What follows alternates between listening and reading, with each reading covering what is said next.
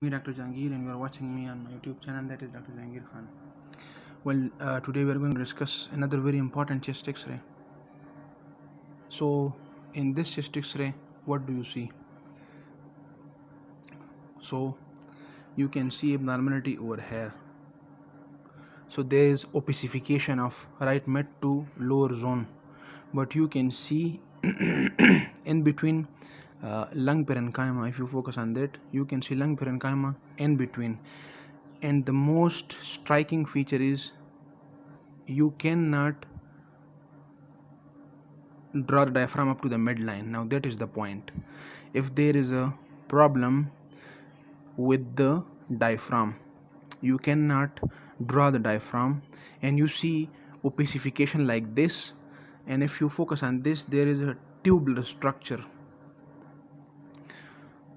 So there is defect in the diaphragm and the tubular structure above. What differential can come into your mind? Coming toward the CT. Now this is the CT of the same patient. If you focus on this over here, you can see over here, you can appreciate the right diaphragm. There is defect in the right diaphragm, in the contents and the gut itself. You can see over here food particles within the gut. You can see the stool, you can see tubular structure. So this is a case of hernia, Morgagni hernia. So defect in the diaphragm leading to the upward movement of